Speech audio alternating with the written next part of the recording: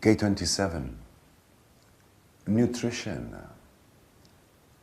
The Rave I'Ching speaks about the enhancement of the quality of all activities through caring.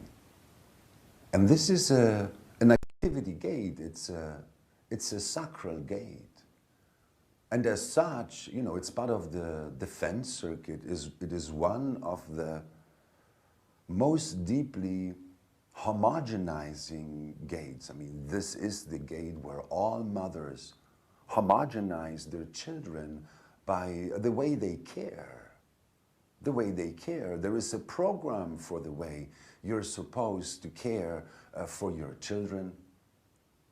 You know, children are children, and supposedly they're here to be all nourished in the same way. You feed them, you take care of the form. This is a gate that is pointing towards the spleen. But you see, gate 27 is so much more than you know, providing for the form, providing for the well-being of the body. This is a gate of the mind. Its most transcendent role, therefore, is that it is there to nourish the continuity of the species. This is, after all, you know, from an evolutionary point of view, what caring for your children is. There is this mechanism we call gate 27, the gate of altruism.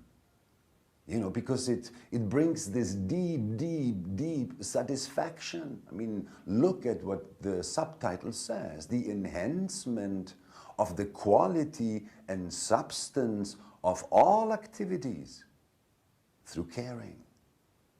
So, you know, this altruism, you know, there's such a distortion with what we think altruism is. You see, when you live the not-self, this is a sacral gate, and as such, you know, one of its fundamental problems is that it doesn't know when enough is enough. It doesn't. Mothers don't know when enough caring is enough. When too much caring is actually distorting, you know, too much food, too much worry, too much control, too much. And it's all happening in the name of caring, because when this is driven by a mind that is not self, with the best intentions of the world, mothers caring for their children, all they do is homogenize them. Homogenize them because they care for their children according to the homogenized gate, the homogenized values and rules of gate 50. They don't know any better. They don't know about the uniqueness of their child, because for this they would need to know about their own uniqueness in the first place and realize that caring is a response mechanism. You know, it's got nothing to do with being worried about someone. It's got to do with responding to caring when caring is necessary. Necessary. You know, if you're indecisive, it means it's not necessary.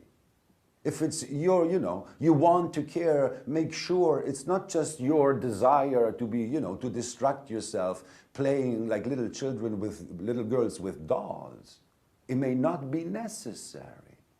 And if it is necessary or not is something that the very circumstances demand. But of course, as a parent, you won't be able to relax in the way you care for your children unless you do it from what is your own inner authority. Because if you depend on your mind to tell you which way to care, when to care, how much to care, you go nuts. You're never relaxed, and what's worse, you drive your children nuts with all your tensions. And that's, well, you know, it's something that is deeply, deeply at the root of this generational conflict that is there between children and parents. You know, parents cared, but whether they cared or not correctly, or whether they cared in a homogenized way, it's something that is clearly to be seen in the health and the spirit of the relationship that they have, in the communication and in the flow of communication with their children.